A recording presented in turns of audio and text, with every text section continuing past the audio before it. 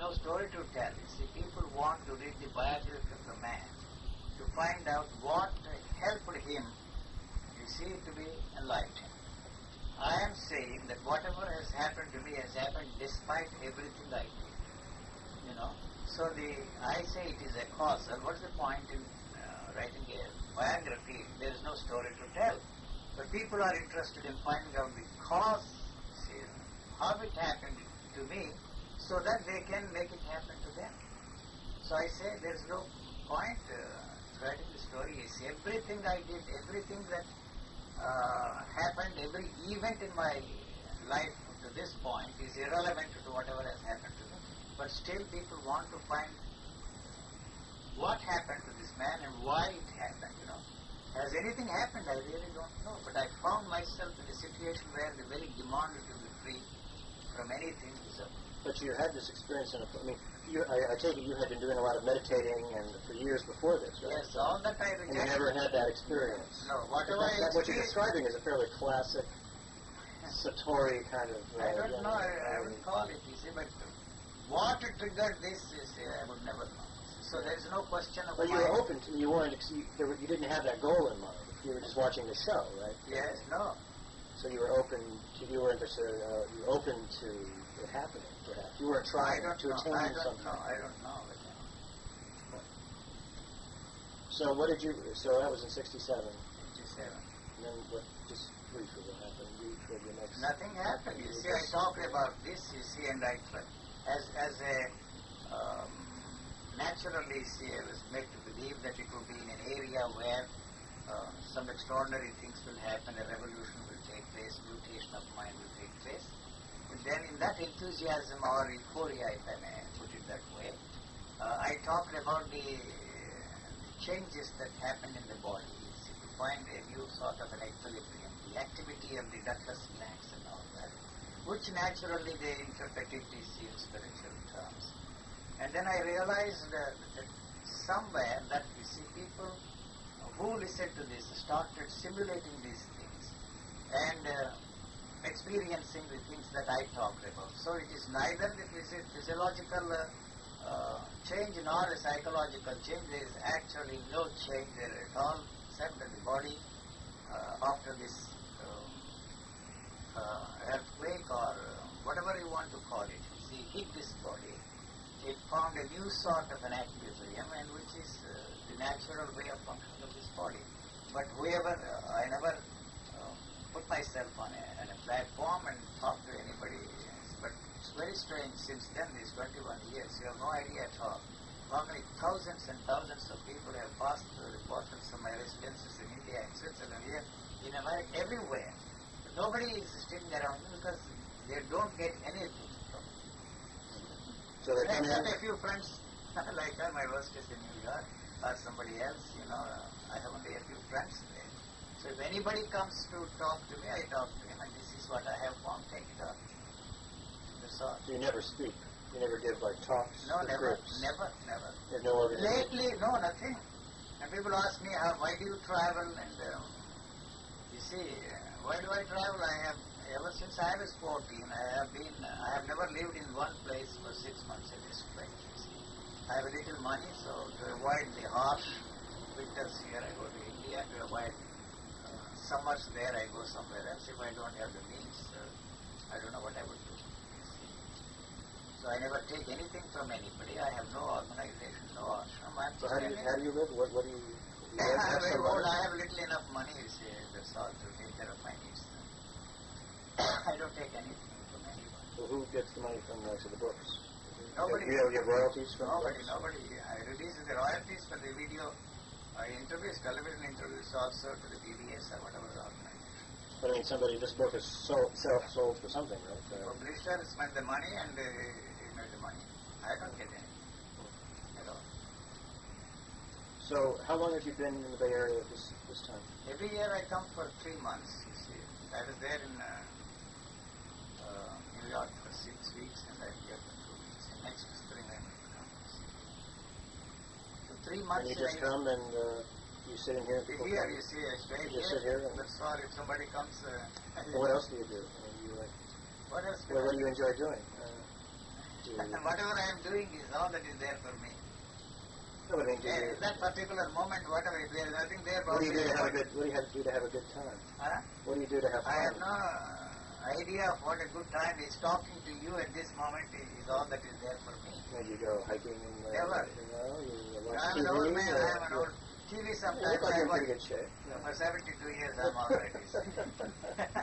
And I watch only commercials more than they're more interesting to me than The commercials. A lot of commercials. Why is that? Because you see the way they are trying to sell these things to the people. That's very interesting to me. You see, you know, not if I were to be, they don't, they cannot make me buy anything that they are selling. But the way they are selling, you see, is very interesting to me. The sales pitch and how people can fall for that kind of a thing is amazing to me. See. So you just sitting here the whole time? No. Watch TV and talk to people? Huh? You don't go outside? Very rarely. I go for a ride. That's the only exercise I have for me. See. People ask why. How can you say that the ride in a car is enough exercise for my body? That's all. Every part of your body is involved in riding the car. Then I am not interested in walking around.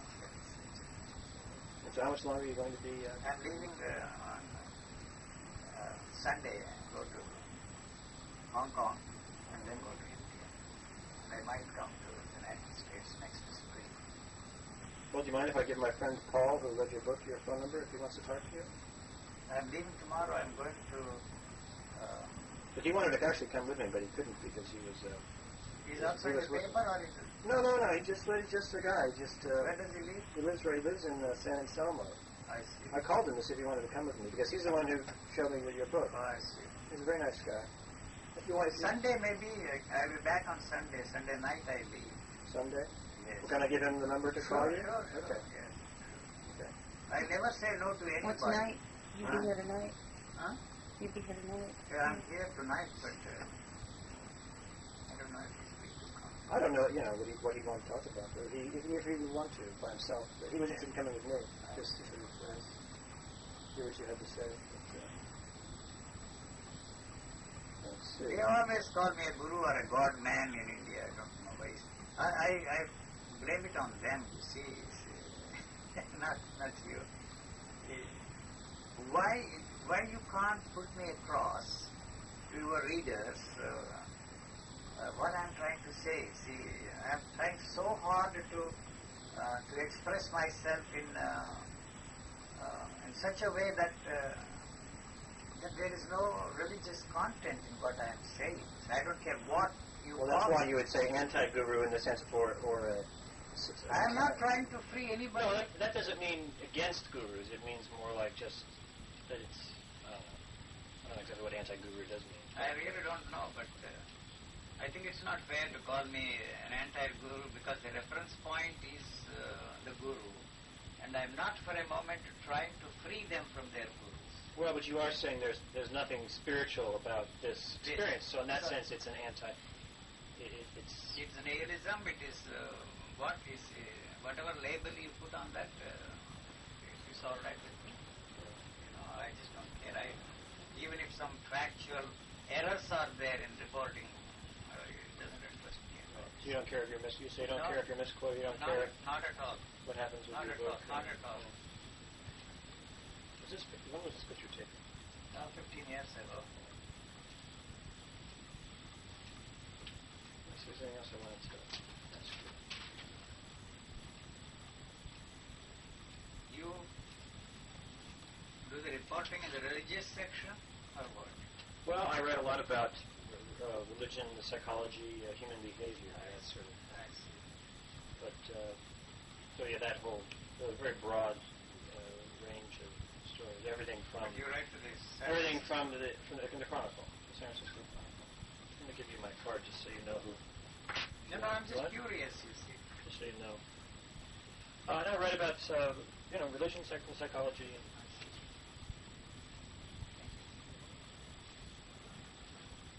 well, I think most of the questions I had. It's interesting talking to you. Thank you. Does it make any sense to you? Oh yeah, sure. Makes a lot of sense.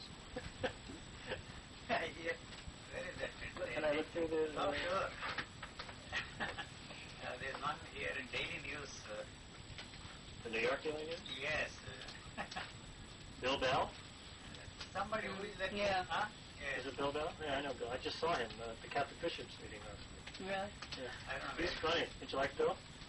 I don't know. I don't know anything. I don't read newspapers. Oh, he didn't interview you. No. Oh. He reviewed that book, the first book. And some rabbi, you see, published the book in America. Uh-huh. You know, where is that? I don't Oh, you even didn't talk. Bill is very I never funny. met him. He's a very funny. Charles Bell is his byline. But he's, Yes, is that the name? Yeah. You didn't see him, though. I mean, he talked to Rabbi about it. That's an interesting story. I don't know. There must be somewhere. You can see. That was a terrible reaction against my interview in India, television interview. They don't like me in India. they have a thing about they don't like Rajneesh either. They don't like a lot of people, I guess. So these are mostly Indian papers? Yes, mostly. Also, you see, there's Dutch papers there, Holland and French, Italian.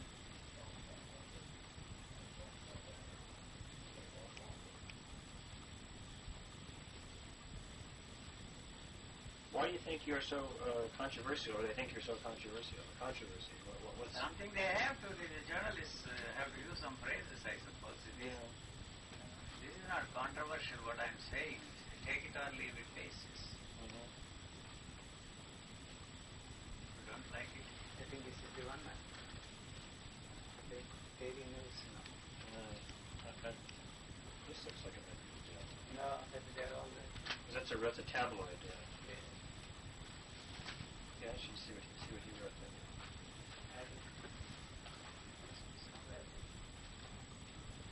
He was tying it into what the rabbis' Yes, theories, basically. Well, how did you first hear about Eugene? I'd read his book, The Mystic Enlightenment, last year in Cambridge, and came out here actually last spring to be with a teacher, and then Which teacher? Andrew Cohen. I don't know if you've heard of him yet. The Vedanta teacher, Advaita Vedanta teacher, the guru. Uh-huh. And then I read Yuji's other book, This Myth Mind is a Myth, down in Carmel, and found out that he was going to be here. So I came and visited him several times with some other people who had come out here. And it just ended that desire to be with a teacher. Very freeing. We all left. Went back to New York and went back to our lives. Huh. So now he stays with your place when he comes to New York? He just did this last time. He invited him to stay. And what was it that tell me a little bit what it was that he said that made you just sort of throw away? well, I asked him about surrendering.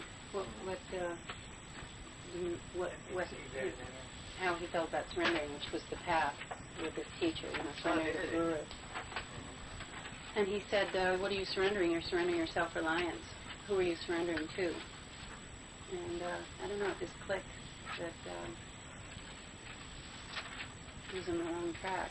And then I asked him, how should you live while you're waiting to find out if you're going to be the one in a billion to be struck by lightning? And he said that the body has its own intelligence. You're already living. The body knows how to live. I don't know, it just seemed so obvious that 5 of us walked out of here and looked at each other after we left and said, that's the end. Had you had other teachers before? I've had a couple of Zen teachers and Buddhist masters. So, no more seeking.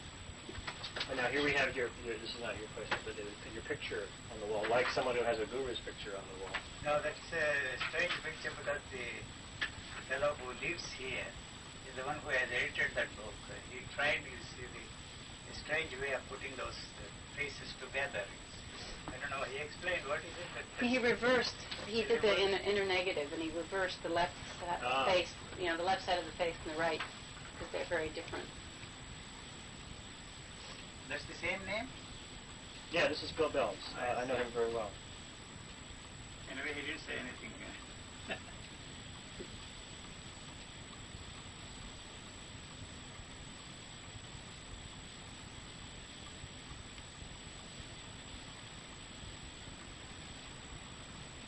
Alvin Barbara. He's the one who has published that book in America, his first book. You say you're 72? Yes. You say your age wrong here? Because he has you 66. That was a long time ago, 4 years ago or 5 years ago. I don't know when it was. No, it says 80. It says 88. He can't be 66. I was born 1918, 71 and odd. Yeah.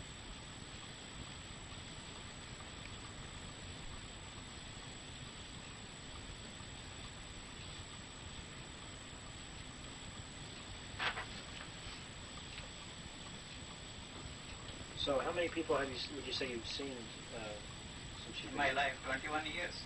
No, I meant since you've been here, just this whole recent trip here into Northern California. I don't know, I don't have a count to see as many people as this room can accommodate. But would it be like dozens or Yes, hundreds? dozens, Or dozens? dozens, yes. So it's not a long line coming in. No. Ramdas, I met him. We had a long discussion. You have heard of that Alfred? Oh yeah, I've talked to him. Yes, we had a long... He doesn't call himself Ramdas anymore. He no, wants to be Richard Alford. Richard Alfred. And we talked for 1.5 hours. You see.